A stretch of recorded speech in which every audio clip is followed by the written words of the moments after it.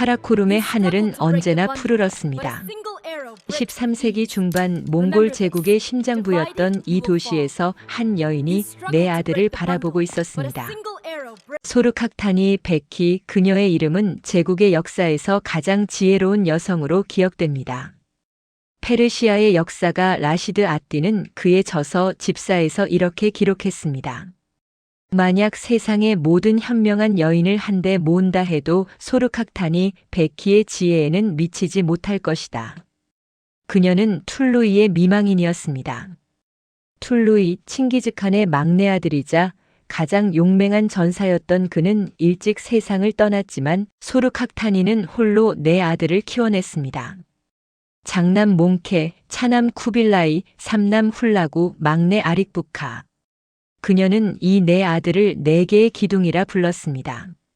제국을 떠받칠 네 개의 거대한 기둥이 될 것이라 믿었기 때문입니다. 소르카탄이는 아들들에게 각기 다른 교육을 시켰습니다. 그녀는 케레이트 부족 출신의 네스토리우스파 기독교 신자였지만 종교적 편견에 갇히지 않았습니다. 몽케에게는 전통적인 몽골의 법도와 군사 전략을 가르쳤습니다. 쿠빌라이에게는 중국의 학자들을 불러 유교 경전과 한자를 익히게 했습니다. 훌라구에게는 페르시아와 아랍의 문화를 접하게 했고 막내 아릭부카마는 오로지 초원의 전통 속에서 자라게 했습니다. 1251년 쿠릴타이가 소집되었습니다. 오고타이의 후손들이 제국을 지배하던 시기가 끝나고 마침내 툴루이 가문의 시대가 열리는 순간이었습니다.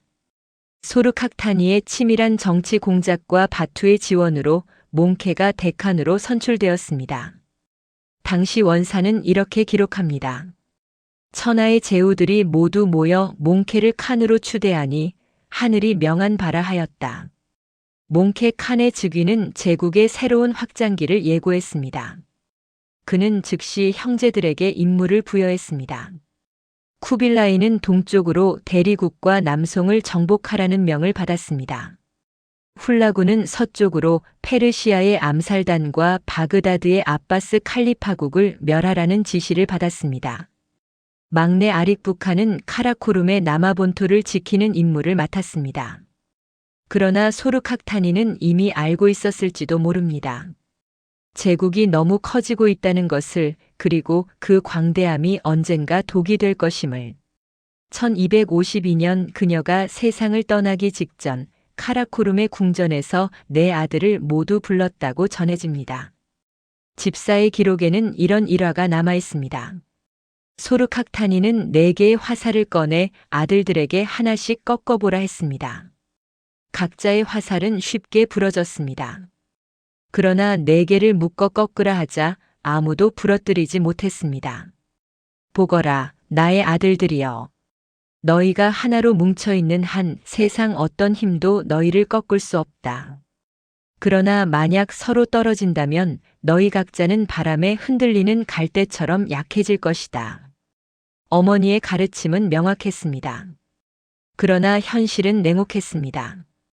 제국은 동서로 만리를 뻗어나갔고 형제들은 각자의 땅에서 각자의 하늘을 보게 되었습니다. 쿠빌라이는 대도의 궁전에서 중국의 비단을 입고 훌라구는 타브리즈에서 페르시아의 시를 읽고 바투의 후손들은 사라이에서 러시아의 눈을 바라보았습니다. 1259년 운명의 해가 찾아왔습니다. 몽케 칸이 사천성 조어산 전투에서 갑자기 사망했습니다. 원사에는 병사라고 기록되어 있지만 일부 기록에서는 전염병이나 부상으로 인한 것이라고도 전합니다. 몽케의 죽음은 제국에 거대한 공백을 남겼습니다. 그는 후계자를 명확히 지정하지 않았고 전통에 따라 다시 쿠릴타이를 열어야 했습니다. 그러나 여기서 균열이 시작되었습니다.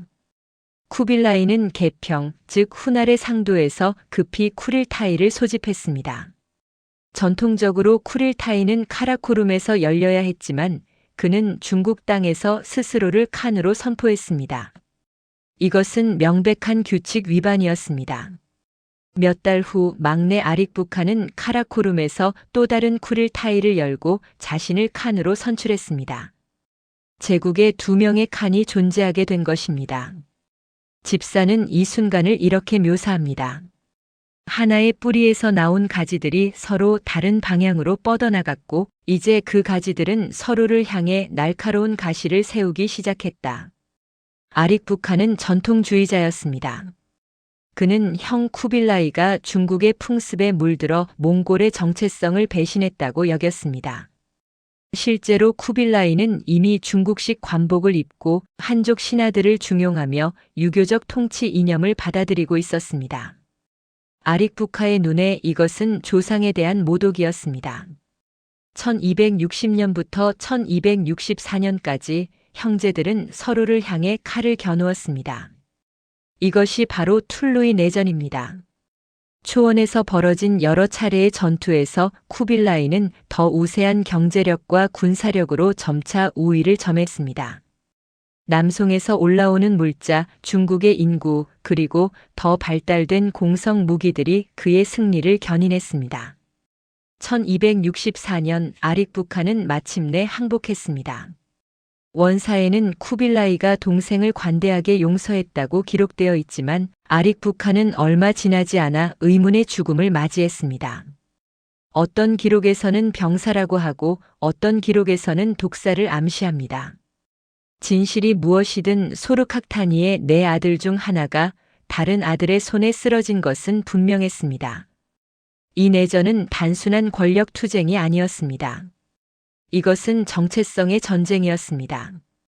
몽골 제국이 무엇이어야 하는가, 칭기즈칸의 후예들이 어떤 길을 걸어야 하는가에 대한 근본적인 질문이었습니다.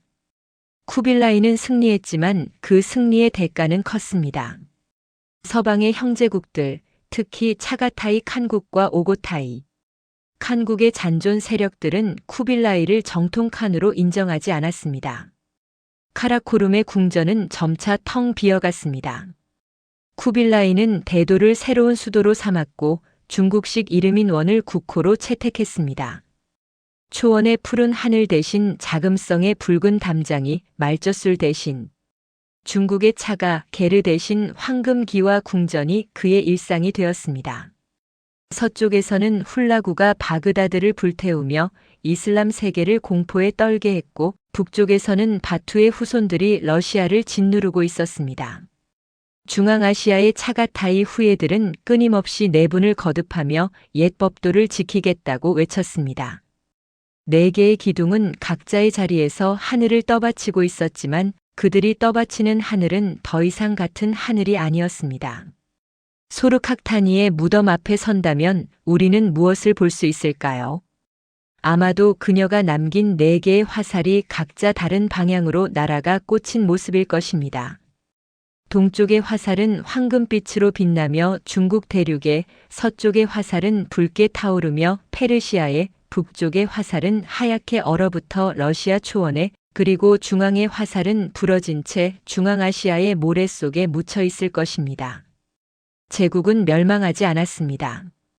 오히려 너무나 성공적으로 확장했기에 하나의 제국으로 존재할 수 없게 되었습니다.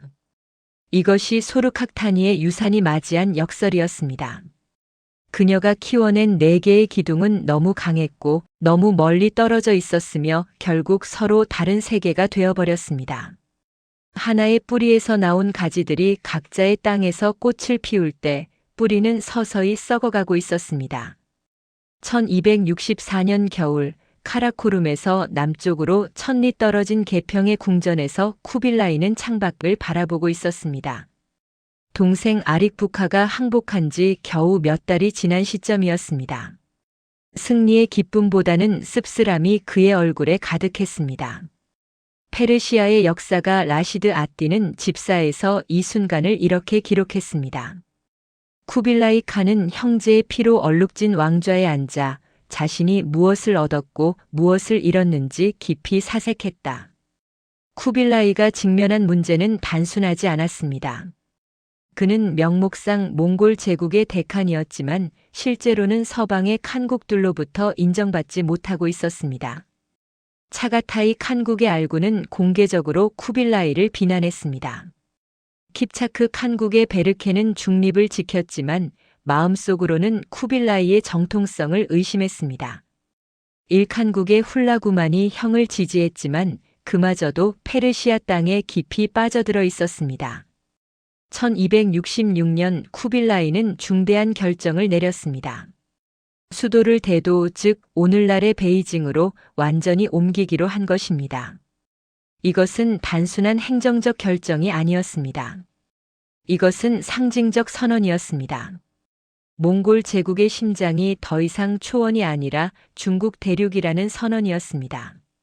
원사는 이렇게 기록합니다. 대도를 건설하되 옛 금나라의 제도를 따르고 한족과 거란족의 장인들을 동원하라. 궁전은 하늘의 뜻을 받드는 곳이니 웅장하고 화려하게 지어야 한다. 대도의 건설은 거대한 프로젝트였습니다. 1267년부터 본격적으로 시작된 공사에는 수만 명의 인부가 동원되었습니다. 아랍의 여행가 이븐 바투타는 훗날 대도를 방문하고 이렇게 기록했습니다. 이 도시는 세상에서 가장 질서정연하고 아름다운 도시다. 거리는 바둑판처럼 곧게 뻗어 있고 궁전의 기와는 황금빛으로 빛난다. 이곳에서는 초원의 유목민이 아니라 문명의 황제가 산다. 그러나 이 변화는 몽골 귀족들 사이에서 거센 반발을 불러일으켰습니다. 1269년 카라코룸에서 온 사신이 쿠빌라이에게 전했습니다. 초원의 귀족들이 분노하고 있습니다. 칸께서는 한족의 옷을 입고 한족의 예법을 따르며 한족의 신하들을 중용하고 계십니다. 이것이 칭기즈 칸께서 원하신 바입니까? 쿠빌라이의 대답은 명확했습니다. 칭기즈 칸께서는 세계를 정복하라 하셨다. 세계를 다스리려면 세계의 방식을 배워야 한다. 실제로 쿠빌라이의 조정은 혁명적으로 변화하고 있었습니다. 그는 한족 출신의 유학자들을 대거 등용했습니다. 그 중에서도 허형과 유병충이 가장 중요한 역할을 했습니다. 허형은 쿠빌라이에게 유교 경전을 가르쳤고 유병충은 행정개혁의 청사진을 제시했습니다. 원사에는 허형이 쿠빌라이에게 이렇게 말했다고 기록되어 있습니다. 천하는 말 위에서 얻을 수 있지만 말 위에서 다스릴 수는 없습니다. 폐하께서 진정한 황제가 되시려면 문치의 도를 배우셔야 합니다. 1271년 쿠빌라이는 마침내 국호를 대원으로 정했습니다. 이것은 주역의 대제건원에서 따온 이름이었습니다. 몽골어로는 여전히 예케 몽골 울루스, 즉 대몽골국이라 불렀지만 중국어 공식 명칭은 원이었습니다. 이것은 쿠빌라이가 더 이상 초원의 칸이 아니라 중국의 황제임을 자임한 순간이었습니다. 그러나 가장 큰 도전은 아직 남아 있었습니다. 남송이었습니다. 1235년부터 시작된 몽골의 남송 정벌은 40년 가까이 교착 상태에 빠져 있었습니다. 양쯔강의 천엄과 남송의 수군, 그리고 완강한 저항이 몽골군의 진격을 막고 있었습니다. 쿠빌라이는 이 문제를 해결하지 않고서는 진정한 중국의 황제가 될 수 없다는 것을 잘 알고 있었습니다. 1268년 쿠빌라이는 바얀에게 남송 정벌의 총사령관 직책을 맡겼습니다. 바얀은 젊고 야심찬 장군이었으며 무엇보다 쿠빌라이의 새로운 비전을 이해하는 인물이었습니다. 바얀은 전통적인 몽골의 기마 전술만으로는 남송을 이길 수 없다고 판단했습니다. 그는 한족 출신의 기술자들을 대거 등용하여 거대한 수군을 건설했고 이슬람 기술자들이 만든 회회포, 즉 트레뷰셋을 도입했습니다. 1273년 양양성이 함락되었습니다. 5년에 걸친 포위 공격 끝에 회회포의 위력이 마침내 성벽을 무너뜨렸습니다. 원사는 이렇게 기록합니다. 양양이 함락되자 남송의 조정은 공포에 떨었다. 양쯔강의 문이 열린 것이다. 이후 몽골군은 파죽지세로 남아있습니다. 1276년 남송의 수도 이만, 즉 오늘날의 항저우가 함락되었습니다. 어린 황제 공제는 항복했고 태우는 쿠빌라이에게 옥새를 바쳤습니다. 그러나 남송의 충신들은 포기하지 않았습니다. 그들은 어린 황제의 동생들을 옹립하고 남쪽으로 계속 후퇴했습니다. 장세걸과 육수부 같은 충신들은 마지막까지 저항했습니다. 1279년 3월 운명의 날이 찾아왔습니다. 광동성 애산 앞바다에서 최후의 결전이 벌어졌습니다. 애산 해전은 중국 역사상 가장 비극적인 전투 중 하나였습니다. 남송의 수군은 1000척이 넘는 배를 서로 쇠사슬로 묶어 해상 요새를 만들었습니다. 원나라의 수군은 그 2배가 넘는 병력으로 포위했습니다. 송사는 이 장면을 이렇게 묘사합니다. 바다는 붉게 물들었고 시체가 파도를 덮었다. 하늘마저 슬퍼하는 듯 먹구름이 드리웠다. 재상 육수부는 어린 황제 병제를 업고 바다에 뛰어들었습니다. 대송이 신하를 저버린 적은 없으되 신하가 어찌 황제를 저버리리오라는 말을 남기고 파도 속으로 사라졌습니다. 장세걸은 배 위에서 마지막까지 싸우다 전사했습니다. 10만 명이 넘는 남송의 군사와 백성들이 이날 목숨을 잃었다고 전해집니다. 일부는 항복하기보다 바다에 몸을 던졌습니다. 애산 해전의 승리로 쿠빌라이는 마침내 중국 전역의 지배자가 되었습니다. 원사는 이렇게 선언합니다. 천하가 하나로 통일되었다. 한족과 몽골족, 거란족과 여진족 모두가 대원의 백성이 되었다. 그러나 이 승리의 뒤편에는 깊은 그림자가 드리워져 있었습니다. 남송의 멸망은 한족 지식인들에게 깊은 상처를 남겼습니다. 많은 유학자들이 벼슬을 거부하고 은둔했습니다. 문천상 같은 충신은 끝까지 항복을 거부하다 처형당했습니다. 1279년 이후 쿠빌라이의 제국은 전성기를 맞이했습니다. 대도는 세계 최대의 도시가 되었고 대운하를 통해 남방의 물자가 끊임없이 북쪽으로 올라왔습니다. 마르코 폴로가 1275년경 대도에 도착했을 때 그는 경악을 금치 못했습니다. 그의 동방견물록에는 이런 구절이 있습니다. 데칸의 궁전은 세상에서 가장 웅장하고 아름답다. 황금과 은으로 장식되어 있으며 천장에는 용과 새가 그려져 있다. 칸이 연회를 열 때면 10,000명이 넘는 사람들이 참석한다. 쿠빌라이는 또한 집회 제도를 확립했습니다. 교초라 불린 이 화폐는 세계 최초의 본격적인 집회 시스템이었습니다. 마르코 폴로는 이것을 보고 놀라워하며 이렇게 기록했습니다. 데칸은 나무 껍질로 돈을 만들어 금이나 은처럼 사용하게 한다. 누구든 이것을 거부하면 목숨을 잃는다. 이것이야말로 연금술보다 위대한 마법이다. 그러나 쿠빌라이의 야망은 중국에서 멈추지 않았습니다. 1274년과 1281년 두 차례에 걸쳐 그는 일본 정벌을 시도했습니다. 첫 번째 원정에서는 900척의 배와 4만 명의 군사를 동원했습니다. 그러나 규슈 해안에서 태풍을 만나 함대가 괴멸당했습니다. 일본인들은 이것을 가미카제, 즉 신풍이라 불렀습니다. 1281년의 두 번째 원정은 더욱 대규모였습니다.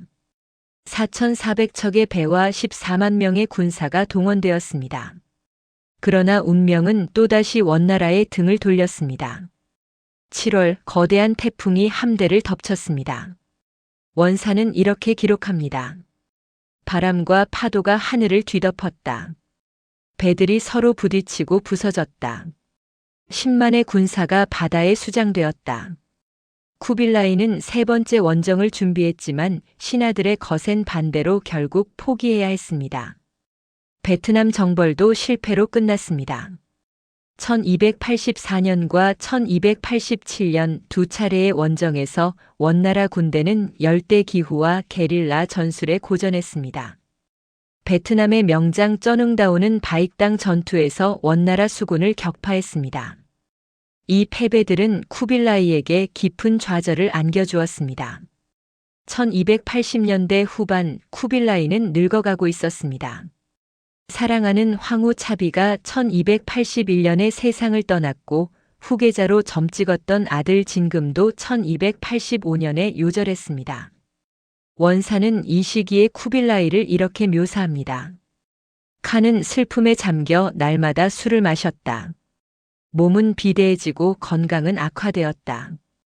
그러나 여전히 정사를 돌보는 것을 멈추지 않았다. 쿠빌라이의 말년은 모순으로 가득했습니다.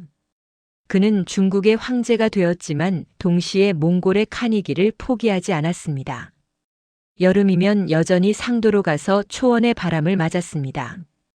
대도의 궁전 안에서도 게르를 설치하고 그 안에서 잠을 잤습니다. 중국식 관복을 입었지만 그 안에는 여전히 몽골의 가죽옷을 받쳐 입었습니다. 1294년 2월 쿠빌라이는 대도에서 80세의 나이로 세상을 떠났습니다. 원사는 이렇게 기록합니다. 제국이 슬픔에 잠겼다. 칸은 위대한 정복자이자 현명한 통치자였다. 그러나 그가 남긴 제국은 너무나 광대하여 한 사람의 힘으로는 더 이상 지탱할 수 없었다. 쿠빌라이의 죽음 이후 원나라는 점차 쇠퇴의 길을 걷기 시작했습니다. 그의 손자 테무르가 뒤를 이었지만 그는 할아버지만큼의 카리스마나 능력을 갖추지 못했습니다. 14세기에 들어서면서 원나라는 내분과 부패, 자연재해와 반란으로 흔들렸습니다. 1368년 주원장이 이끄는 명나라 군대가 대도를 함락시켰고 원나라는 다시 초원으로 쫓겨났습니다. 쿠빌라이가 남긴 유산은 무엇이었을까요? 그는 몽골 제국의 칸이면서 동시에 중국의 황제였습니다. 그는 초원의 아들이면서 동시에 문명의 수호자였습니다. 그는 정복자였지만 동시에 문화의 후원자였습니다. 그러나 이 모든 역할을 동시에 수행하려 했기에 그는 결국 어느 쪽에서도 완전히 받아들여지지 못했습니다. 차가타이 칸국의 귀족들은 그를 배신자라 불렀습니다. 쿠빌라이는 한족의 개가 되었다고 비난했습니다. 반면 한족 지식인들은 그를 이방인이라 여겼습니다. 아무리 유교 경전을 읽고 중국식 예법을 따라도 그는 여전히 북방의 오랑캐였습니다. 원나라 시대 내내 한족들은 몽골 지배자들을 진정한 중화의 황제로 인정하지 않았습니다. 쿠빌라이의 비극은 바로 여기에 있었습니다. 그는 두 세계의 다리가 되려 했지만 결국 어느 쪽으로부터도 완전한 환영을 받지 못했습니다. 초원은 그가 배신했다고 여겼고 중원은 그를 침략자로 기억했습니다. 그가 입은 황제의 의복은 화려했지만 그 안에서 그는 여전히 외로운 초원의 아들이었습니다. 대도의 궁전에서 쿠빌라이가 마지막으로 본 것은 무엇이었을까요? 아마도 창밖에 눈 내리는 풍경이었을 것입니다. 그 눈은 카라코룸에 내리던 눈과 같았을까요? 아니면 달랐을까요? 그가 마지막으로 꿈꾼 것은 무엇이었을까요? 대도의 황금 기와였을까요? 아니면 초원의 푸른 하늘이었을까요? 이제 그 답을 아는 사람은 아무도 없습니다. 다만 우리가 아는 것은 그가 선택한 길이 제국을 영광으로 이끌었지만 동시에 형제들 사이의 균열을 돌이킬 수 없게 만들었다는 사실뿐입니다. 1258년 2월 10일 바그다드의 하늘은 검은 연기로 뒤덮였습니다.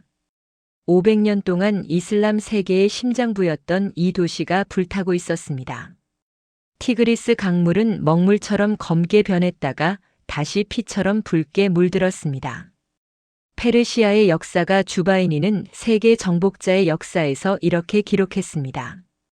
세상이 창조된 이래 이토록 참혹한 재앙은 없었다.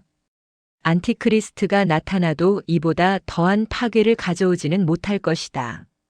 훌라구 소르칵타니의 셋째 아들은 1253년 형 몽케 칸의 명령을 받고 서방 원정을 떠났습니다. 그의 임무는 명확했습니다. 페르시아의 암살단 이스마일파를 섬멸하고 아바스 칼리파국을 정복하며 필요하다면 이집트의 맘루크까지 무릎 꿇리는 것이었습니다. 집사는 출정 당시의 장면을 이렇게 묘사합니다. 10만의 기마 부대가 서쪽을 향해 진군했다. 말발굽 소리가 대지를 울렸고 깃발이 하늘을 뒤덮었다. 훌라구는 칼을 뽑아들고 맹세했다. 서방의 모든 적을 무릎 꿇리겠노라고. 첫 번째 목표는 알라무트였습니다. 독수리의 둥지라 불리던 이 난공불락의 요새는 암살단의 본거지였습니다. 이스마일파의 수장 루크날디는 수십 개의 산악 요새를 거느리고 있었고 그의 암살자들은 이슬람 세계 전역에서 공포의 대상이었습니다. 그러나 1256년 11월 몽골군의 포위 공격 앞에서 알라무트는 무너졌습니다. 주바이니는 항복 현장을 직접 목격하고 이렇게 기록했습니다. 루크날딘이 성문을 열고 나왔다. 그의 얼굴은 죽음의 그림자로 덮여 있었다. 훌라군은 차갑게 명령했다. 모든 요새를 파괴하고 모든 암살자를 처형하라. 알라무트의 유명한 도서관이 불탔습니다. 수천 권의 필사본, 천문학과 철학, 의학과 시학의 귀중한 서적들이 재가 되었습니다. 일부 페르시아어와 아랍어 서적은 주바이니의 간청으로 살아남았지만 이스마일파의 비밀 문서들은 모두 소실되었습니다. 암살단의 시대는 이렇게 끝났습니다. 그러나 진짜 시련은 이제부터였습니다. 1257년 가을 훌라군은 바그다드를 향해 진군했습니다. 아바스 칼리파국의 마지막 칼리파 무스타심은 500년 전통의 권위에 취해 있었습니다. 그는 훌라구의 항복 권고를 거만하게 거절했습니다. 집사에 따르면 무스타심은 이렇게 답했다고 합니다. 동쪽에서 서쪽까지 모든 무슬림이 나를 위해 일어설 것이다. 몽골의 말발굽은 신자들의 칼날 앞에서 멈출 것이다. 그것은 치명적인 오판이었습니다. 1258년 1월 몽골군은 바그다드를 포위했습니다. 훌라군은 형 쿠빌라이가 남송을 공격할 때 사용한 중국의 공성 무기들을 가져왔고 일칸국의 기독교 신하들은 이슬람의 심장부를 공격하는데 특별한 열의를 보였습니다. 2월 5일 성벽이 무너졌습니다. 2월 10일 무스타심은 항복했습니다. 그 다음에 벌어진 일은 역사상 가장 참혹한 학살 중 하나였습니다. 시리아의 역사가 이븐 아라시르는 이렇게 기록했습니다. 몽골군은 집집마다 들어가 남자를 죽이고 여자를 욕보이고 아이를 짓밟았다. 학자들이 책을 안고 죽었고 성직자들이 코란을 손에 쥔 채 목이 잘렸다. 거리마다 시체가 쌓였고 개들조차 먹기를 거부할 만큼 부패한 냄새가 진동했다. 희생자의 수에 대해서는 기록마다 다릅니다. 일부는 10만 명, 일부는 80만 명, 심지어 200만 명까지 주장하는 기록도 있습니다. 정확한 숫자가 무엇이든 바그다드는 사실상 폐허가 되었습니다. 주바이니는 이렇게 썼습니다. 천년의 지혜가 하룻밤 사이에 사라졌다. 티그리스 강에 버려진 책들이 너무 많아서 몽골 기병들이 책 위를 걸어서 강을 건넜다고 한다. 칼리파 무스타심의 최후도 비참했습니다. 훌라군은 그를 죽였지만 칼리파의 피를 땅에 흘릴 수 없다는 미신을 믿었습니다. 그래서 무스타심을 양탄자에 말아 말로 밟아 죽였다고 전해집니다. 500년 동안 이어진 아바스 왕조는 이렇게 끝났습니다. 이슬람 세계는 충격에 빠졌습니다. 칼리파는 신의 대리인이었고 바그다드는 믿음의 중심이었습니다. 그런데 그 모든 것이 하루아침에 무너졌습니다. 훌라군은 여기서 멈추지 않았습니다. 1260년 초 그는 시리아로 진군했습니다. 다마스쿠스와 알레포가 차례로 함락되었습니다. 기독교 국가였던 아르메니아와 조지아의 군대가 몽골군과 함께 싸웠습니다. 십자군 국가들도 중립을 지키며 몽골군의 통과를 허용했습니다. 이슬람 세계는 전례 없는 위기에 직면했습니다. 그러나 1260년 9월 3일 운명의 전투가 벌어졌습니다. 갈릴리 호수 근처 아인 잘루트, 골리앗의 샘이라는 뜻의 이곳에서 몽골군과 이집트 맘루크 군대가 충돌했습니다. 훌라군은 형 몽케의 부음을 듣고 대부분의 군대를 이끌고 페르시아로 돌아간 상태였습니다. 현장에는 키트부카가 이끄는 2만의 군대만 남아 있었습니다. 맘루크의 술탄 쿠투즈와 장군 바이바르스는 교묘한 전술을 사용했습니다. 소규모 부대로 몽골군을 유인한 뒤 숨어있던 주력 부대가 양쪽에서 협공했습니다. 맘루크 연대기는 이렇게 기록합니다. 키트부카는 용감하게 싸웠지만 중과부적이었다. 그는 생포되어 쿠투즈 앞에 끌려왔다. 그는 굴복하지 않고 외쳤다. 훌라구 칸께서 복수하실 것이라고. 그의 목이 잘렸다. 아인 잘루투 전투는 몽골 제국의 서진을 막은 역사적 전환점이었습니다. 처음으로 몽골군이 야전에서 결정적으로 패배한 것입니다. 이 소식은 이슬람 세계 전역에 희망을 가져다 주었습니다. 맘루크 제국은 중동의 패권을 확립했고 일칸국은 더 이상 서쪽으로 확장할 수 없게 되었습니다. 훌라구는 페르시아로 돌아와 타브리즈를 수도로 정했습니다. 이제 그의 관심은 정복에서 통치로 옮겨갔습니다. 그리고 여기서 놀라운 변화가 시작되었습니다. 바그다드를 잿더미로 만든 파괴자가 페르시아 문명의 후원자로 변모하기 시작한 것입니다. 훌라구는 페르시아의 학자들을 보호했습니다. 천문학자 나시르 알딘 알투시는 훌라구의 총애를 받아 마락에 천문대를 건설했습니다. 1259년에 완공된 이 천문대는 당시 세계 최고 수준의 관측 시설이었습니다. 알투시는 이곳에서 일칸 천문표를 작성했는데 이것은 30년 동안의 관측 결과를 집대성한 것으로 유럽 천문학에도 큰 영향을 미쳤습니다.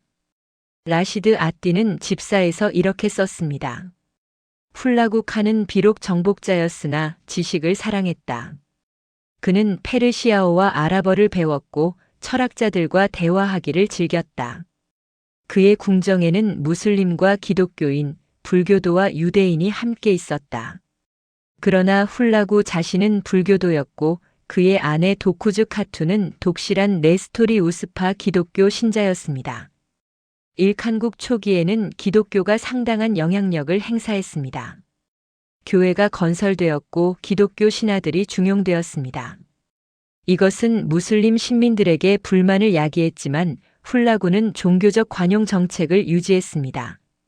1265년 훌라구가 세상을 떠났습니다. 그의 아들 아바카가 뒤를 이었습니다. 아바카 시대에도 일칸국은 여전히 불교와 기독교의 영향 아래 있었습니다. 그러나 페르시아의 무슬림 인구는 압도적이었고 점차 몽골 지배층도 이슬람 문화에 매료되기 시작했습니다. 진짜 변화는 1295년에 찾아왔습니다. 가잔 칸이 즉위하면서 공식적으로 이슬람으로 개종한 것입니다. 집사는 이 극적인 순간을 상세히 기록합니다. 가잔은 타브리즈의 대사원에 들어가 샤하다를 낭송했다.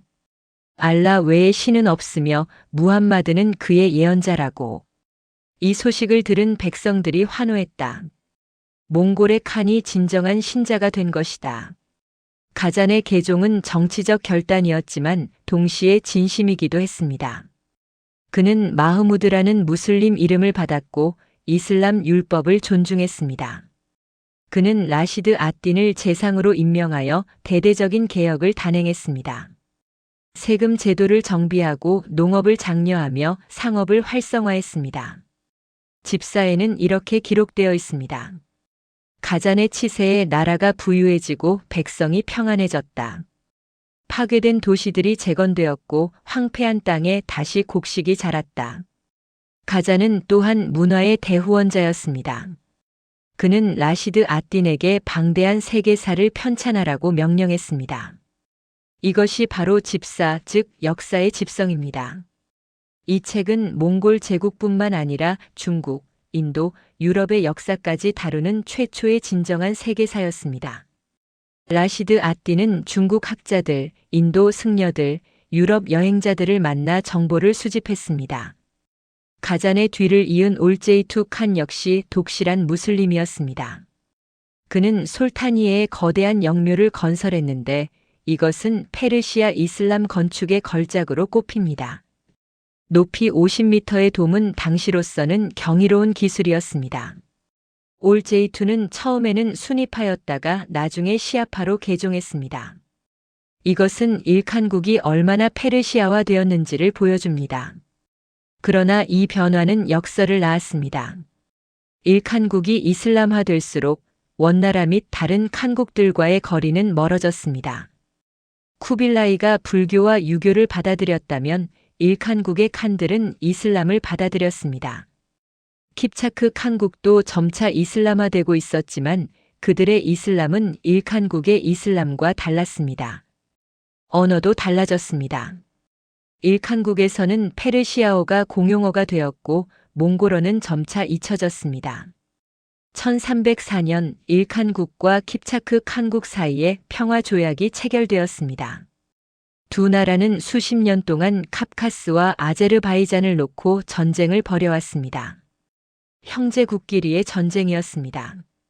소르카크타니의 손자들이 서로에게 칼을 겨눈 것입니다.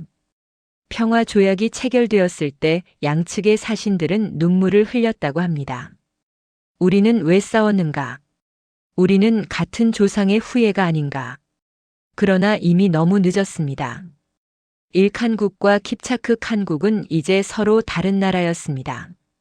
종교가 달랐고 언어가 달랐으며 이익이 충돌했습니다. 그들은 더 이상 몽골 제국의 일부가 아니라 중동과 러시아의 독립된 국가들이었습니다. 1335년 아부 사이드 칸이 후사 없이 죽으면서 일칸국은 분열되기 시작했습니다. 여러 지방 세력들이 독립을 선언했고 중앙정부는 붕괴했습니다. 훌라구의 직계 후손들은 권력을 잃었습니다. 페르시아는 다시 혼란에 빠졌습니다. 그러나 일칸국의 유산은 사라지지 않았습니다. 페르시아의 미니어처 회화는 몽골 시대에 꽃을 피웠고 이것은 훗날 사파비 왕조와 무굴 제국의 예술에 영향을 미쳤습니다. 페르시아어 문학도 몽골 시대의 르네상스를 맞이했습니다. 하피즈와 사디 같은 위대한 시인들이 이 시기에 활동했습니다. 가장 아이러니한 것은 바그다드를 파괴한 몽골인들이 결국 그들이 파괴한 문명의 일부가 되었다는 사실입니다. 훌라구는 칼로 페르시아를 정복했지만 페르시아는 문화로 훌라구의 후손들을 정복했습니다. 파괴자가 수호자가 되고 정복자가 피정복자가 되는 역사의 아이러니였습니다. 타브리즈의 폐허 위에 서서 우리는 무엇을 볼 수 있을까요? 아마도 두 개의 그림자일 것입니다. 하나는 칼을 든 훌라구의 그림자 바그다드를 불태우고 티그리스 강을 피로 물들인 정복자의 그림자입니다. 다른 하나는 코란을 든 가잔의 그림자 이슬람을 받아들이고 페르시아 문화를 꽃피운 통치자의 그림자입니다. 이 두 그림자는 서로 모순되지만 동시에 일칸국의 진실을 보여줍니다. 파괴와 창조, 정복과 동화, 그 모든 것이 한 제국 안에 공존했습니다. 1237년 겨울, 볼가 강 유역의 설원은 말발굽 소리로 진동했습니다. 바투 칭기즈칸의 장손이자 조치의 아들이 이끄는 몽골군이 러시아 공국들을 향해 진격하고 있었습니다. 러시아의 연대기 이파티에프 연대기는 이렇게 기록합니다. 하늘을 뒤덮은 군대가 동쪽에서 왔다. 그들의 수는 메뚜기 떼처럼 헤아릴 수 없었고 그들의 말소리는 천둥처럼 땅을 울렸다. 우리는 그들을 타타르라 불렀고 그들의 도래와 함께 어둠이 찾아왔다. 첫 번째 희생양은 야잔 공국이었습니다. 1237년 12월 바투는 야잔의 유리공에게 사신을 보내 항복을 권고했습니다. 사신은 이렇게 말했습니다. 우리에게 모든 것의 10분의 1을 바치시오. 사람도 말도 재물도 모두. 유리공의 대답은 단호했습니다. 우리가 모두 죽으면 그때 모든 것을 가져가시오. 이것은 치명적인 선택이었습니다. 닷새 동안의 포위 끝에 야잔은 함락되었습니다. 야잔의 파멸에 관한 이야기는 참혹한 장면을 전합니다. 몽골인들은 남녀노소를 가리지 않고 죽였다. 어머니들은 아이들을 안고 죽었고 수도사들은 성상 앞에서 목이 잘렸다. 대성당이 불탔고 종소리는 영원히 멈췄다. 유리공과 그의 가족은 모두 죽임을 당했다. 1238년 2월 블라디미르 공국의 차례가 왔습니다. 대공 유리 2세는 군대를 이끌고 나갔지만 시티강 전투에서 완패했습니다. 노브고로드 제1연대기는 이렇게 기록합니다. 대공이 전사했다. 러시아의 용사들이 눈 속에서 피를 흘리며 쓰러졌다. 몽골인들은 시체에서 갑옷을 벗기고 말을 빼앗고 황금을 취했다. 그들에게 죽음은 추수와 같았다. 블라디미르 도시 자체도 곧 함락되었습니다. 대공의 가족들은 대성당에 피신했지만 몽골군은 성당에 불을 질렀습니다. 대공비와 자녀들 그리고 수백 명의 귀족과 시민들이 화염 속에서 질식사했습니다. 페르시아의 역사가 주바이니는 세계 정복자의 역사에서 이렇게 썼습니다. 러시아의 도시들이 차례로 무너졌다. 그들의 교회는 높았지만 몽골의 화살은 더 높이 날아갔다. 그들의 성벽은 두꺼웠지만 몽골의 공성기는 더 강했다. 1240년 12월 키예프가 포위되었습니다. 천년 역사의 도시 루시의 어머니라 불리던 이 도시는 바투의 군대 앞에서 필사적으로 저항했습니다. 이파티예프 연대기는 전투의 절박함을 전합니다. 성벽 위에서 키예프인들이 돌과 끓는 기름을 쏟아부었다. 여인들도 남자들과 함께 싸웠다. 수도사들이 십자가를 들고 성벽을 지켰다. 그러나 몽골의 투석기는 쉬지 않고 성벽을 두드렸다. 12월 6일 성벽이 무너졌습니다. 키예프인들은 11조 교회에서 최후의 저항을 시도했지만 사람들이 너무 많이 몰려들어 건물이 무너져 내렸습니다. 생존자는 거의 없었습니다. 6년 후 이곳을 지나간 프란체스코의 수도사 조바니 다 피안델 카르피네는 이렇게 기록했습니다. 키예프에는 거의 200채의 집만 남아 있었다. 사방에 해골과 뼈가 흩어져 있었다. 이 도시는 한때 위대하고 인구가 많았으나 이제는 거의 무로 환원되었다. 그러나 바투는 정복에만 관심이 있었던 것이 아닙니다. 1242년 그는 볼가 강 하류에 새로운 수도를 건설했습니다. 사라이 궁전이라는 뜻의 이 도시는 킵차크 칸국의 심장부가 되었습니다. 아랍의 여행가 이븐 바투타는 1330년대에 이 도시를 방문하고 경탄했습니다. 사라이는 세계에서 가장 아름다운 도시 중 하나다. 거대한 시장이 있고 넓은 거리가 있으며 수많은 사람들로 붐빈다. 13개의 금요일 사원이 있고 러시아인의 교회도 있으며 이슬람 율법 학교들도 있다. 바투의 통치 방식은 영리했습니다. 그는 러시아 공국들을 직접 통치하지 않았습니다. 대신 각 공국의 공들을 사라이로 불러 무릎을 꿇게 하고 야를리크라는 통치 허가증을 내려주었습니다. 공들은 킵차크 칸국의 공물을 바치고 군사적 지원을 제공해야 했습니다. 그 대가로 자신들의 영토를 통치할 수 있었습니다. 이것이 바로 타타르의 멍에라 불린 지배 체제였습니다. 노브고로드 제1연대기는 이 굴욕적인 의식을 기록합니다. 공들이 사라이로 가서 칸 앞에 엎드렸다. 그들은 말조수를 마셔야 했고 불 사이를 지나가야 했으며 칸의 우상들에게 절해야 했다. 어떤 공들은 이것을 거부하고 죽임을 당했다. 그러나 대부분은 굴복했다. 생존이 명예보다 중요했기 때문이다. 1246년 야로슬라프 2세가 사라이로 향했고 그곳에서 의문의 죽음을 맞았습니다. 독살되었다는 소문이 돌았습니다. 그의 아들 알렉산드르 넵스키는 더 현실적인 선택을 했습니다. 그는 바투와 협력하여 자신의 권력을 강화했습니다. 1252년 그는 바투의 지원을 받아 경쟁자들을 제거하고 블라디미르 대공이 되었습니다. 알렉산드르 넵스키의 정책은 논란의 여지가 있었습니다. 그는 동쪽의 몽골에게는 굴복했지만 서쪽의 스웨덴과 튜튼 기사단에게는 강경하게 맞섰습니다. 1240년 네바 강 전투와 1242년 얼음 호수 전투에서 그는 서방 세력을 격퇴했습니다. 그의 계산은 명확했습니다. 몽골은 러시아의 종교와 문화를 건드리지 않지만 가톨릭 세력은 정교회를 파괴하려 할 것이라는 판단이었습니다. 알렉산드르 넵스키는 1263년 사라이에서 돌아오는 길에 죽었습니다. 러시아 정교회는 그를 성인으로 시성했습니다. 알렉산드르 넵스키의 생애는 이렇게 찬양합니다. 그는 동방의 용들을 달래고 서방의 늑대들을 무찔렀다. 그는 지혜로운 통치자였으며 신실한 기독교인이었다. 그러나 다른 시각도 있었습니다.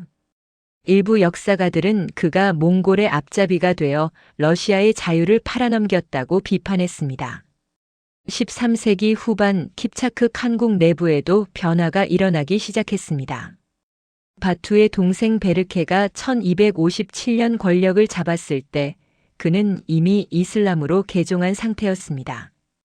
베르케는 최초의 무슬림 몽골 칸이었습니다. 집사는 이렇게 기록합니다. 베르케는 어려서부터 이슬람 학자들과 교유했다. 그는 코란을 배웠고 알라의 뜻을 따르기로 결심했다. 그가 칸이 되자 킵차크 칸국은 점차 이슬람의 땅이 되어갔다. 베르케의 이슬람 개종은 중대한 정치적 결과를 낳았습니다. 그는 일칸국의 훌라구와 적대 관계에 들어갔습니다. 훌라구가 바그다드의 칼리파를 살해한 것에 분노한 베르케는 공개적으로 비난했습니다. 훌라구는 신자들의 지도자를 죽였다. 이것은 용서받을 수 없는 죄악이다. 1262년 두 칸국은 카프카스에서 전쟁을 시작했습니다.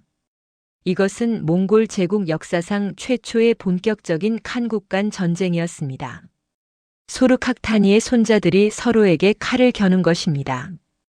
테렉강 전투에서 두 군대가 충돌했고 수천 명이 죽었습니다. 주바이니는 슬픔에 잠겨 이렇게 썼습니다. 몽골인이 몽골인을 죽이고 형제가 형제를 죽인다. 칭기즈칸의 후예들이 서로의 피를 흘리는 것을 보니 하늘도 눈물을 흘리는 듯하다. 이 전쟁은 30년 넘게 산발적으로 계속되었습니다. 킵차크 칸국은 맘루크 이집트와 동맹을 맺었고 일칸국은 고립되었습니다. 킵차크 칸국의 상인들은 노예 무역으로 막대한 부를 축적했는데 이 노예들 중 많은 수가 맘루크 군대의 전사가 되었습니다. 아이러니하게도 킵차크 칸국이 판 노예들이 아인 잘루투에서 일칸국의 군대와 싸운 것입니다. 14세기 초 우즈베크 칸의 통치 아래 킵차크 칸국은 전성기를 맞이했습니다. 우즈베크는 이슬람을 국교로 선포했습니다. 이븐 바투타는 그의 궁정을 방문하고 이렇게 기록했습니다. 우즈베크 칸은 경건한 무슬림이다. 그는 매일 5번 예배를 드리고 율법 학자들을 존중한다. 그의 궁정에는 금과 비단이 넘쳐나고 사방에서 상인들이 찾아온다. 우즈베크의 치세에 킵차크 칸국은 유라시아 무역의 중심지가 되었습니다. 동쪽의 중국에서 서쪽의 유럽까지 비단과 향신료, 모피와 노예가 킵차크 칸국의 땅을 거쳐갔습니다. 사라이는 베네치아와 제노바 상인들의 거점이 되었고 이슬람 학자들의 집결지가 되었습니다. 카프라는 크림 반도의 항구는 흑해 무역의 허브였습니다. 그러나 킵차크 칸국의 지배는 잔인했습니다. 러시아 공국들은 끊임없이 공물을 바쳐야 했고 저항하면 가혹한 응징이 뒤따랐습니다. 1293년 야잔이 다시 반란을 일으켰습니다. 몽골군의 보복은 신속하고 잔인했습니다. 랴잔 연대기는 기록합니다. 도시가 다시 불탔다. 살아남은 자는 거의 없었다. 타타르의 칼은 자비를 모른다. 그러나 동시에 몽골의 지배는 러시아에 깊은 영향을 미쳤습니다. 러시아어에는 수많은 몽골어 차용어가 들어왔습니다. 돈, 세금, 역참, 칼, 이 모든 단어들이 몽골어에서 유래했습니다. 러시아의 행정체계도 몽골식으로 재편되었습니다. 호구 조사, 역참 제도, 조세 징수 방식, 이 모든 것이 몽골의 유산이었습니다. 더 중요한 것은 정치적 유산이었습니다. 모스크바 대공국이 부상한 것도 몽골 덕분이었습니다. 모스크바의 공들은 킵차크 칸국과의 협력을 통해 다른 공국들을 압도했습니다. 이반 1세는 돈 주머니라는 별명을 얻었는데 그는 다른 공국들로부터 곡물을 거두어 사라이에 바치는 역할을 맡았습니다. 이 과정에서 그는 막대한 부를 축적했고 모스크바의 권력을 강화했습니다. 모스크바 연대기는 이렇게 기록합니다. 이반공은 지혜로웠다. 그는 칸의 총애를 얻었고 칸의 힘을 빌려 경쟁자들을 제압했다. 모스크바는 작은 공국에서 강대한 공국으로 성장했다. 이것은 알렉산드르 넵스키의 전략을 계승한 것이었습니다. 몽골의 힘을 이용하여 러시아 내부의 통일을 이루는 것, 이것이 모스크바의 전략이었습니다. 14세기 중반 킵차크 칸국에 균열이 생기기 시작했습니다. 1357년 자니베크 칸이 죽은 후 권력 투쟁이 시작되었습니다. 20년 동안 20명이 넘는 칸들이 교체되었습니다. 이것을 대혼란의 시대라고 부릅니다. 중앙 권력이 약화되자 지방 세력들이 독립을 추구했습니다. 이 혼란을 틈타 모스크바가 움직였습니다. 1380년 9월 8일 쿨리코보 평원에서 역사적인 전투가 벌어졌습니다. 모스크바 대공 드미트리 돈스코이가 이끄는 러시아 연합군이 마마이가 이끄는 킵차크 칸국 군대와 맞붙었습니다. 자도니 신화는 이 전투를 서사시처럼 묘사합니다. 러시아의 전사들이 일어났다. 그들은 더 이상 노예가 아니었다. 그들은 자유를 위해, 신앙을 위해, 조국을 위해 싸웠다. 돈강이 피로 물들었고 평원이 시체로 뒤덮였다. 그러나 러시아가 승리했다. 쿨리코보 전투는 상징적 의미가 컸습니다. 비록 2년 후 토우타미시가 모스크바를 불태우며 킵차크 칸국의 권위를 회복했지만 러시아인들은 이제 몽골이 무적이 아니라는 것을 알았습니다. 모스크바 연대기는 이렇게 선언합니다. 타타르의 멍에가 흔들리기 시작했다. 우리는 싸울 수 있다. 우리는 이길 수 있다.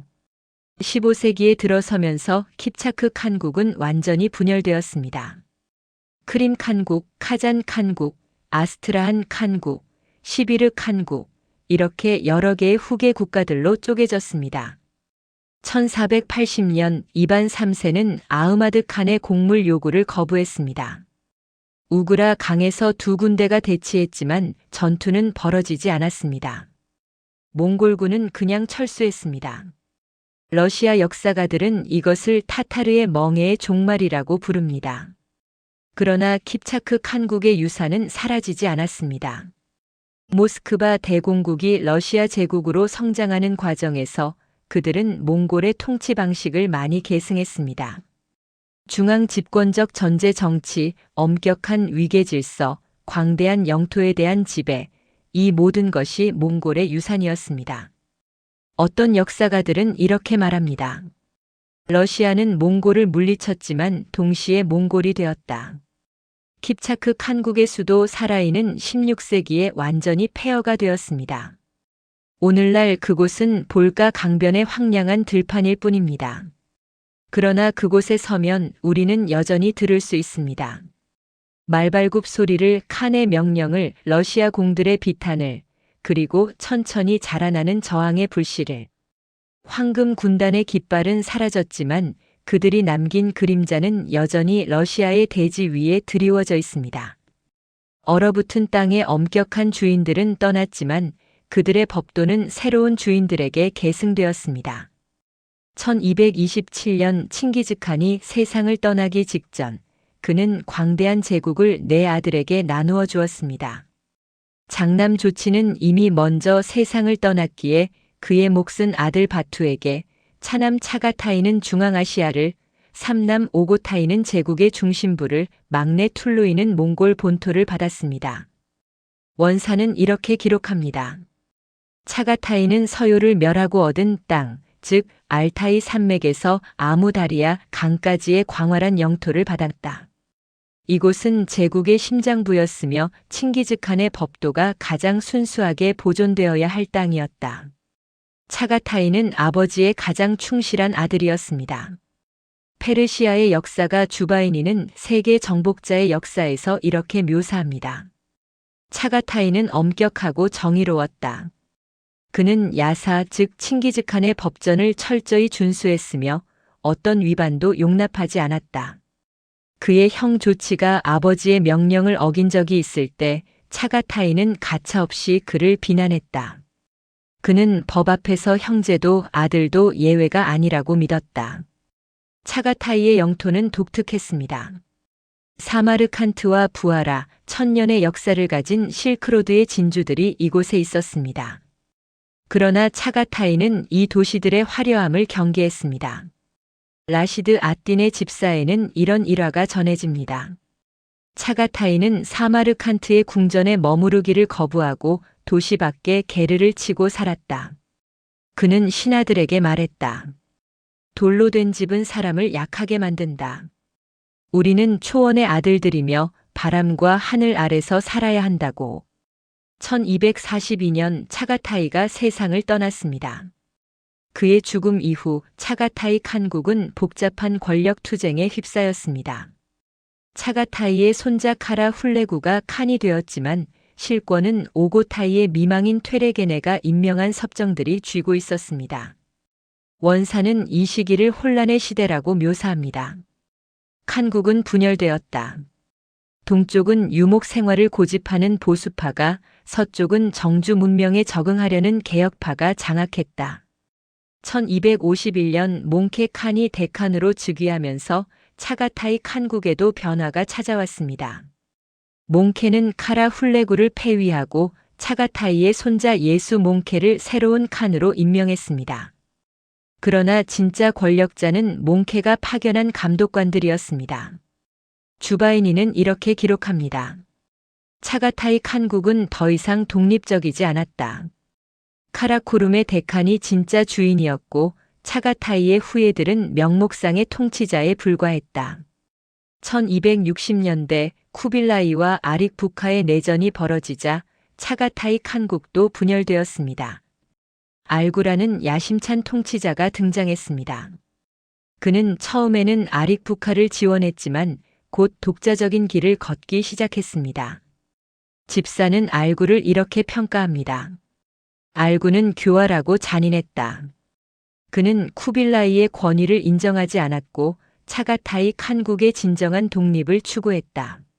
알구는 일칸국의 훌라구와 동맹을 맺고 오고타이 칸국의 잔존 세력들을 공격했습니다.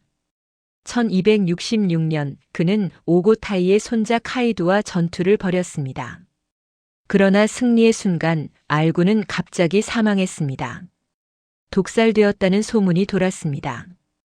그의 죽음 이후 차가타이 칸국은 다시 혼란에 빠졌습니다. 이 혼란을 틈타 카이두가 부상했습니다. 오고타이의 손자였던 그는 차가타이 칸국의 동부를 장악하고 쿠빌라이의 원나라에 맞서는 서방연합의 지도자가 되었습니다. 마르코 폴로는 동방견물록에서 카이두를 이렇게 묘사합니다. 카이두는 용맹한 전사이자 교활한 정치가다. 그는 쿠빌라이 칸에게 복종하기를 거부하고 스스로를 칭기즈칸의 진정한 후계자라고 선언했다. 1268년부터 1301년까지 카이두는 원나라와 끊임없이 전쟁을 벌였습니다. 그는 중앙아시아와 몽골 고원의 경계 지역을 놓고 쿠빌라이, 그리고 후에는 쿠빌라이의 후계자들과 싸웠습니다. 원사는 이 전쟁을 이렇게 기록합니다. 카이두의 반란은 제국에 큰 부담이었다. 서북 변경에서 끊임없이 전투가 벌어졌고 수많은 군사와 재물이 소모되었다. 그러나 카이두는 결코 굴복하지 않았다. 카이두의 전쟁은 단순한 권력 투쟁이 아니었습니다. 그것은 이념의 전쟁이었습니다. 카이두는 쿠빌라이가 몽골의 전통을 배신했다고 믿었습니다. 그는 신하들에게 이렇게 말했다고 전해집니다. 쿠빌라이는 한족의 옷을 입고 한족의 궁전에 살며 한족의 예법을 따른다. 그는 더 이상 몽골인이 아니다. 진정한 칭기즈칸의 후예는 초원에서 말을 타고 양고기를 먹으며 하늘의 제사를 지내는 우리다. 차가타이 칸국은 이 전쟁의 소용돌이 속에서 더욱 분열되었습니다. 서부 차가타이, 즉 마와라나흐르 지역은 점차 정주 문명에 적응했습니다. 사마르칸트와 부하라의 무슬림 상인들과 학자들이 영향력을 키웠습니다. 반면 동부 차가타이, 즉 모굴리스탄 지역은 유목 전통을 고수했습니다. 그들은 이슬람보다는 샤머니즘과 불교에 더 가까웠고 정주 생활을 거부했습니다. 1304년 카이두가 죽었습니다. 그의 아들 차파르는 결국 원나라와 화해했습니다. 원사는 이렇게 기록합니다. 차파르가 무릎을 꿇고 항복했다. 40년에 걸친 전쟁이 끝났다. 그러나 이미 너무 많은 것이 파괴되었고 너무 많은 피가 흘렀다. 카이두의 전쟁은 끝났지만 차가타이 칸국의 분열은 계속되었습니다. 14세기 전반 차가타이 칸국은 공식적으로 동서로 분열되었습니다. 서부는 점차 이슬람화되고 페르시아화되었습니다. 1326년 투굴룩 티무르가 동부 차가타이의 칸이 되면서 이슬람으로 개종했습니다. 그는 강제로 부하들에게도 이슬람 개종을 명령했습니다. 이븐 바투타는 이 지역을 방문하고 이렇게 기록했습니다. 이곳 사람들은 얼마 전에야 무슬림이 되었다. 그들은 아직 코란을 제대로 읽지 못하고 예배의 방법도 서툴다. 그러나 그들의 열정은 대단하다. 그러나 동시에 반발도 거셌습니다. 많은 몽골 귀족들은 이슬람 개종을 전통에 대한 배신으로 여겼습니다. 그들은 칭기즈칸의 야사를 지켜야 한다고 주장했습니다. 차가타이 칸국은 이제 종교 전쟁의 양상까지 띄게 되었습니다. 집사의 한 구절은 이 비극을 잘 보여줍니다. 형제가 형제를 배교자라 부르고 아버지가 아들을 불신자라 저주한다. 칭기즈칸의 법을 지키려는 자와 알라의 법을 따르려는 자 사이에 깊은 골이 파였다. 1347년 카잔 칸이 암살당하면서 차가타이 가문의 중앙 집권적 통치는 사실상 끝났습니다. 이후 차가타이 칸국은 여러 소규모 세력들로 쪼개졌습니다. 칸들은 허수아비에 불과했고 실권은 부족장들과 군벌들이 쥐고 있었습니다. 라시드 앗딘의 후계자들이 쓴 기록에는 이렇게 나와 있습니다. 차가타이 칸국은 더 이상 존재하지 않는다. 이름만 남았을 뿐 실체는 사라졌다. 수십 개의 작은 세력들이 서로 싸우고 칸의 이름으로 약탈을 일삼는다. 그러나 바로 이 혼란이 역사의 아이러니를 낳았습니다. 1336년 사마르칸트 근처의 작은 마을 호자 일가르에서 한 아이가 태어났습니다. 그의 이름은 티무르, 나중에 절름발이라는 뜻의 티무르랭으로 불리게 될 인물이었습니다. 티무르는 차가타이 가문의 혈통이 아니었습니다. 그는 바를라스 부족의 소귀족 출신에 불과했습니다. 티무르의 청년기는 혼란의 시대였습니다. 차가타이 칸국은 완전히 무정부 상태에 빠져 있었고 크고 작은 군벌들이 끊임없이 싸웠습니다. 티무르는 이 혼란 속에서 살아남기 위해 강해져야 했습니다. 그는 말 도둑으로 시작했다고 전해집니다. 한 전투에서 화살과 창을 맞아 오른쪽 다리와 팔에 부상을 입었고 그 후유증으로 평생 다리를 절었습니다. 스페인의 사절 루이 곤잘레스 데 클라비오는 훗날 이렇게 기록했습니다. 티무르는 키가 크고 위험이 있지만 다리를 심하게 절며 오른손도 자유롭게 움직이지 못한다. 1360년대 티무르는 점차 세력을 키워나갔습니다. 그는 차가타이 가문의 후손들을 허수아비 칸으로 옹립하면서 실권을 장악했습니다. 그는 스스로를 칸이라 부르지 않고 에미르, 즉 사령관이라는 칭호를 사용했습니다. 칭기즈칸의 혈통이 아니었기에 칸의 칭호를 쓸 수 없었던 것입니다. 대신 그는 칭기즈칸의 후손을 사위로 맞이하여 구르칸, 즉 칸의 사위라는 칭호를 얻었습니다.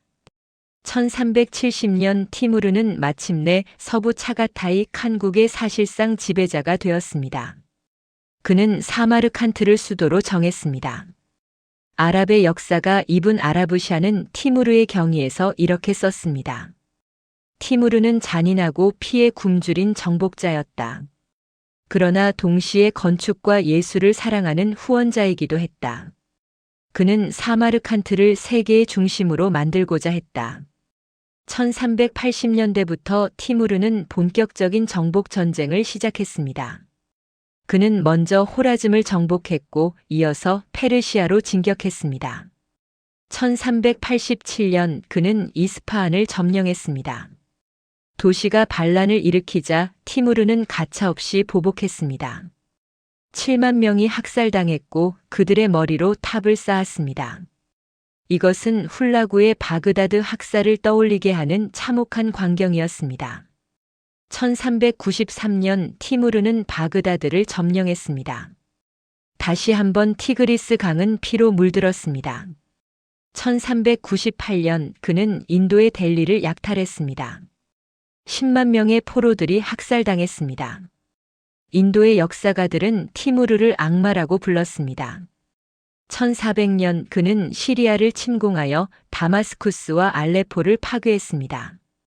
1402년 그는 소아시아로 진격하여 앙카라 전투에서 오스만 제국의 술탄 바예지드 1세를 사로잡았습니다. 티무르의 정복은 잔인했습니다. 그러나 동시에 그는 문화의 후원자였습니다. 정복한 땅에서 기술자들과 예술가들, 학자들을 사마르칸트로 데려왔습니다. 페르시아의 서예가들, 시리아의 건축가들, 인도의 보석 세공인들이 모두 사마르칸트로 강제 이주당했습니다. 클라비오는 사마르칸트를 방문하고 이렇게 기록했습니다. 이 도시는 건설 중이다. 사방에서 장인들이 일하고 있다. 티무르는 세계의 모든 아름다움을 이곳에 모으려 한다. 1405년 2월 티무르는 중국 원정을 준비하던 중 오트라르에서 병으로 세상을 떠났습니다. 그는 69세였습니다. 그의 시신은 사마르칸트의 구루 에미르 영묘에 안장되었습니다. 그의 무덤에는 이런 문구가 새겨져 있다고 전해집니다. 내가 살아있었을 때 세계가 두려워했다. 내가 죽은 후에도 내 무덤을 여는 자에게 재앙이 있으리라. 1941년 소련의 고고학자들이 이 무덤을 열었고 며칠 후 나치 독일이 소련을 침공했습니다. 티무르의 제국은 그의 죽음 이후 곧 분열되었습니다.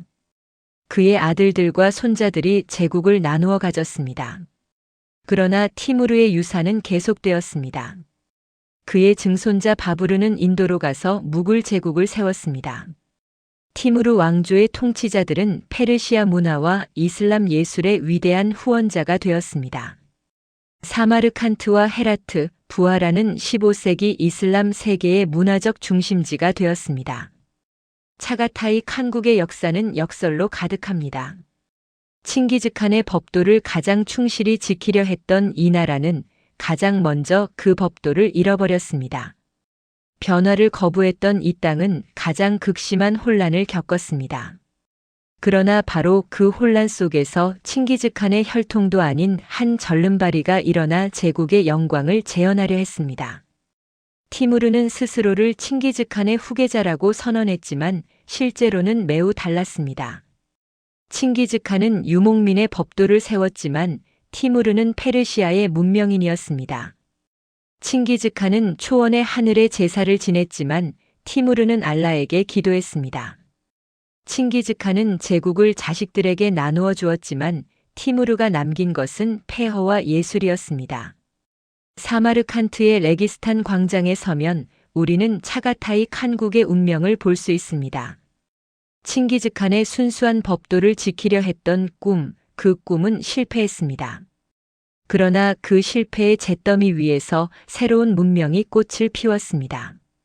변화를 거부한 자들은 멸망했지만 그들이 남긴 공백은 더 야심찬 자들의 무대가 되었습니다. 차가타이 칸국은 몽골 제국의 칸국들 중 가장 불안정하고 혼란스러웠지만 동시에 가장 극적인 변화와 재탄생을 목격한 땅이었습니다. 1320년 어느 봄날 원나라의 대도에서 한 늙은 몽골 귀족이 세상을 떠났습니다. 그는 소르카타니의 시대를 기억하는 마지막 세대 중 한 명이었습니다. 임종 직전 그는 손자에게 이렇게 말했다고 합니다. 내가 어렸을 때 할머니께서 이야기해 주셨다. 소르카타니 베키께서 내 아들을 불러놓고 4개의 화살을 보여주셨다고. 하나로 묶으면 꺾을 수 없지만 흩어지면 약하다고 하셨다네. 그런데 보거라, 이제 그 화살들이 어디에 있는지. 하나는 중국의 황금 궁전에, 하나는 페르시아의 사원에, 하나는 러시아의 얼음 위에, 하나는 중앙아시아의 모래 속에 묻혀 있다. 14세기 중반 소르카타니가 경고했던 일이 현실이 되었습니다. 네 개의 칸국은 이제 서로를 형제국이라고 부르지 않았습니다. 그들은 각자의 신을 섬겼고 각자의 언어를 사용했으며 각자의 적을 만들었습니다. 페르시아의 역사가는 원나라의 연대기를 읽을 수 없었고 원나라의 관료는 킵차크 칸국의 문서를 이해하지 못했습니다. 라시드 아띠는 집사의 마지막 장에서 이렇게 탄식했습니다. 우리는 모두 칭기즈칸의 후예라고 말하지만 이제 우리를 하나로 묶는 것은 아무것도 없다. 혈통만으로는 제국을 유지할 수 없다. 1335년 일칸국이 먼저 무너졌습니다. 아부 사이드 칸이 후사 없이 죽자 제국은 순식간에 여러 지방 세력으로 분열되었습니다. 페르시아의 연대기 작가들은 이렇게 기록했습니다. 훌라구의 집안이 끊어지자 페르시아는 혼란에 빠졌다. 수십 명의 군벌들이 일어나 서로를 칸이라 칭했다. 그러나 그들 중 누구도 진정한 권위를 갖지 못했다. 잘라이르 왕조, 무자파르 왕조, 사르바다르 왕조 이렇게 작은 국가들이 일칸국의 영토를 나누어 가졌습니다. 일칸국의 몰락은 상징적이었습니다. 가장 잔인하게 정복했던 제국이 가장 먼저 사라진 것입니다. 바그다드를 잿더미로 만들었던 훌라구의 후손들은 결국 그들이 정복한 땅의 문화에 완전히 흡수되었습니다. 그들은 페르시아어를 말했고 이슬람 율법을 따랐으며 페르시아의 시를 읽었습니다. 마지막 일칸들의 무덤에는 코란 구절이 새겨져 있었고 몽골어 비문은 찾아볼 수 없었습니다. 차가타이 칸국은 더 일찍 분열되었습니다. 1340년대부터 동부와 서부로 완전히 갈라졌고 각각 독자적인 길을 걸었습니다. 동부 모굴리스탄은 16세기까지 명맥을 유지했지만 점점 약해져 갔습니다. 서부는 티무르의 등장으로 새로운 국면을 맞이했습니다. 그러나 티무르 제국도 창건자의 죽음 이후 얼마 지나지 않아 분열되었습니다. 중앙아시아의 역사가들은 이렇게 썼습니다. 차가타이의 이름은 사라졌다. 그의 후손들은 허수아비 칸이 되었고 진짜 권력은 부족장들과 군벌들이 쥐었다. 칭기즈칸의 법도는 잊혀졌고 이슬람 율법이 그 자리를 차지했다. 킵차크 칸국은 가장 오래 버텼습니다. 14세기 중반까지도 여전히 강력했고 살아있는 번영하는 도시였습니다. 그러나 1357년 이후 대혼란의 시대가 시작되었습니다. 20년 동안 20명이 넘는 칸들이 교체되었고 제국은 내전으로 피폐해졌습니다. 1380년 쿨리코보 전투에서 러시아 공국들이 승리하면서 킵차크 칸국의 권위는 치명적 타격을 입었습니다. 러시아의 연대기 작가들은 환호했습니다. 타타르의 멍에가 흔들린다. 신께서 우리를 불쌍히 여기셨다. 1395년 운명의 해가 찾아왔습니다. 티무르가 킵차크 칸국을 침공한 것입니다. 그는 사라이를 철저히 파괴했습니다. 도시는 불탔고 주민들은 학살당했습니다. 티무르의 군대는 볼가 강을 따라 북쪽으로 진격하며 모든 것을 파괴했습니다. 킵차크 칸국은 이 타격에서 결코 회복하지 못했습니다. 이븐 아라브샤는 티무르의 경위에서 이렇게 기록했습니다. 티무르는 황금 군단의 영광을 짓밟았다. 사라이의 궁전들이 무너지고 시장들이 텅 비었다. 킵차크의 칸들은 이제 거지처럼 떠돌아다녔다. 15세기에 들어서면서 킵차크 칸국은 여러 개의 작은 칸국들로 쪼개졌습니다. 크림 칸국, 카잔 칸국, 아스트라한 칸국, 시비르 칸국, 노가이 호르드, 이렇게 분열된 국가들은 서로 싸웠고 외부의 위협에 취약해졌습니다. 러시아는 이 기회를 놓치지 않았습니다. 1480년 이반 3세가 곡물 납부를 거부하면서 타타르의 멍에는 공식적으로 끝났습니다. 킵차크 칸국의 연대기 작가는 비통하게 썼습니다. 250년 동안 러시아를 지배했던 우리가 이제 러시아의 신하가 될 운명에 처했다. 원나라는 네 칸국 중 가장 화려했지만 몰락도 가장 극적이었습니다. 14세기 중반부터 자연재해와 역병, 부패와 반란이 제국을 갉아먹었습니다. 1351년 홍건적의 난이 일어났습니다. 가난한 농민들이 일어나 몽골의 지배에 저항했습니다. 원사는 이렇게 기록합니다.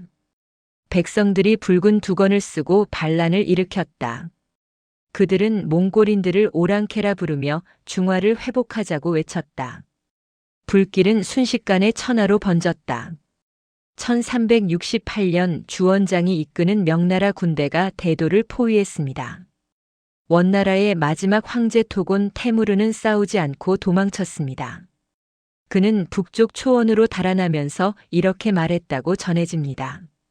우리는 초원에서 왔으니 초원으로 돌아갈 뿐이다. 9월 14일 명나라 군대가 대도에 입성했습니다. 쿠빌라이가 그토록 아름답게 꾸몄던 궁전들은 약탈당하고 불탔습니다. 명나라는 대도를 베이핑으로 개명했고 몽골의 흔적을 지우기 시작했습니다. 원나라가 멸망한 것이 아니라 초원으로 돌아간 것이라고 몽골인들은 말했습니다. 북원이라 불린 이 정권은 몽골 고원에서 200년 넘게 명맥을 유지했습니다. 그러나 그들은 더 이상 세계 제국이 아니었습니다. 초원의 작은 세력으로 축소되었고 명나라와 끊임없이 전쟁을 벌였습니다. 몽골의 연대기 황금사는 이렇게 탄식했습니다. 우리는 한때 천하를 호령했다. 그러나 이제 우리는 초원의 포로가 되었다. 화려한 궁전 대신 남루한 게르에서 비단옷 대신 가죽옷을 입고 산의 진미 대신 양고기와 말젖술로 연명한다. 1500년경 소르카크타니의 후손들이 통치하는 나라는 하나도 남지 않았습니다. 일칸국은 100년 전에 사라졌고 차가타이 칸국은 이름만 남았으며 킵차크 칸국은 여러 개로 쪼개졌고 원나라는 몽골 고원의 작은 세력으로 전락했습니다. 칭기즈칸의 직계 후손들은 여전히 존재했지만 그들 대부분은 권력도 영향력도 없었습니다. 어떤 이들은 티무르의 신하가 되었고 어떤 이들은 러시아의 공우가 되었으며 어떤 이들은 중국의 변방에서 명나라와 씨름했습니다. 그러나 몽골 제국은 정말로 사라진 것일까요? 역설적이게도 제국이 분열되고 멸망하면서 그 유산은 오히려 더 깊고 넓게 퍼져나갔습니다. 원나라가 중국에 남긴 것은 단순히 90년의 지배가 아니었습니다. 대운하의 재건, 집회제도, 역참 시스템, 이 모든 것이 명나라와 청나라로 계승되었습니다. 베이징이 중국의 수도가 된 것도 쿠빌라이의 선택 때문이었습니다. 중국의 역사가들은 이렇게 인정합니다. 원나라는 짧았지만 그 영향은 지금까지 남아있다. 일칸국이 페르시아에 남긴 유산은 더욱 풍부했습니다. 페르시아 미니어처 회화는 몽골 시대에 꽃을 피웠고 훗날 사파비 왕조와 무굴 제국의 예술에 영향을 미쳤습니다. 마락의 천문대에서 이루어진 연구는 유럽 천문학의 발전에 기여했습니다. 라시드 아딘의 집사는 세계 최초의 진정한 세계사로서 동서양의 역사를 하나로 연결했습니다. 페르시아의 역사가들은 이렇게 평가합니다. 몽골의 정복은 잔인했지만 그들이 가져온 개방성과 국제성은 페르시아 문화를 풍요롭게 했다. 킵차크 칸국이 러시아에 남긴 흔적은 가장 복잡했습니다. 타타르의 멍에는 러시아인들에게 깊은 상처였지만 동시에 러시아 국가의 형성에 결정적 역할을 했습니다. 모스크바 대공국이 부상한 것도 중앙 집권적 전제 정치가 확립된 것도 모두 몽골 지배의 유산이었습니다. 러시아의 역사가 니콜라이 카람지는 19세기에 이렇게 썼습니다. 몽골의 지배가 없었다면 오늘날의 러시아도 없었을 것이다. 우리는 몽골을 증오하지만 동시에 그들에게 빚을 지고 있다. 차가타이 칸국의 유산은 가장 역설적이었습니다. 가장 보수적이었던 이 나라는 가장 극적인 변화를 겪었고 그 혼란 속에서 티무르라는 괴물을 낳았습니다. 티무르는 칭기즈칸의 혈통이 아니었지만 칭기즈칸의 정복 정신을 계승했다고 주장했습니다. 그의 후손들은 중앙아시아와 인도에서 찬란한 문화를 꽃피웠습니다. 무굴 제국의 타지마할은 티무르의 증손자가 세운 것입니다. 중앙아시아의 역사가들은 이렇게 말합니다. 차가타이 칸국은 실패했지만 그 실패가 새로운 시작을 낳았다. 21세기의 관점에서 보면 몽골 제국의 분열은 필연이었습니다.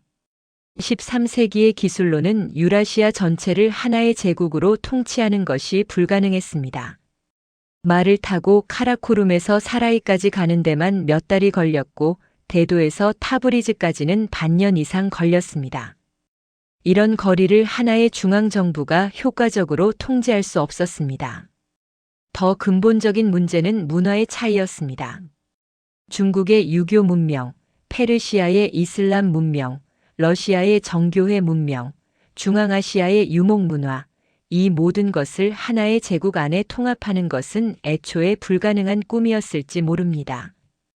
각 한국이 현지 문화에 동화된 것은 약점이 아니라 오히려 생존을 위한 필연적 선택이었습니다.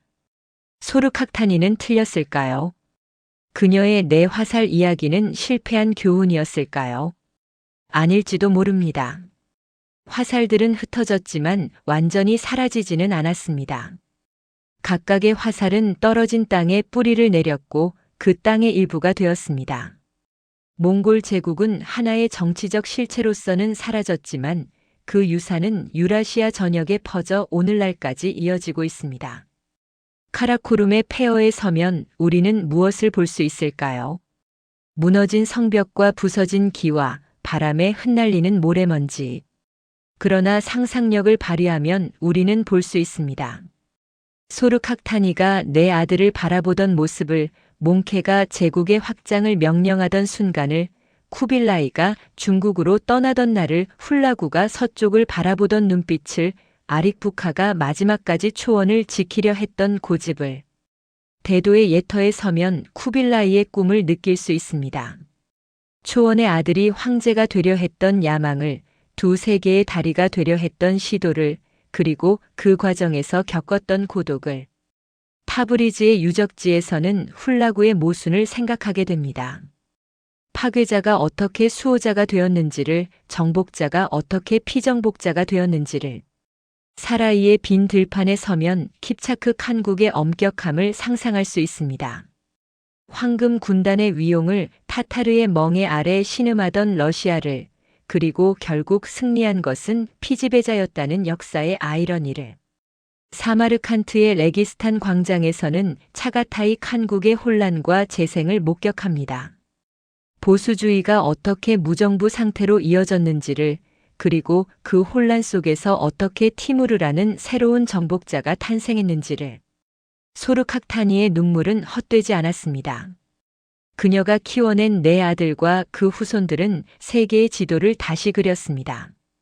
그들이 정복한 땅은 다시는 예전과 같지 않았습니다.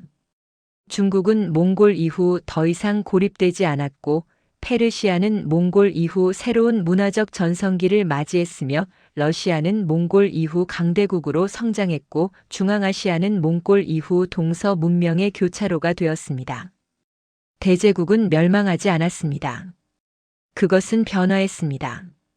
하나의 정치적 실체에서 여러 개의 문화적 유산으로 통일된 제국에서 다양한 국가들로, 몽골의 제국에서 세계의 역사로. 소르카타니의 네 화살은 다시 만나지 못했지만 각자가 박힌 땅에서 새로운 역사를 만들어냈습니다. 이것이 바로 몽골 제국의 진정한 유산입니다. 멸망하지 않고 변화한 제국, 사라지지 않고 흩어진 제국, 끝나지 않고 계속되는 제국. 소르카타니의 천막은 찢어졌지만 그 천 조각들은 유라시아 전역에 흩어져 새로운 천막들의 재료가 되었습니다. 그리고 오늘날 우리가 사는 이 세계는 그 흩어진 천 조각들이 만들어낸 거대한 직물인지도 모릅니다.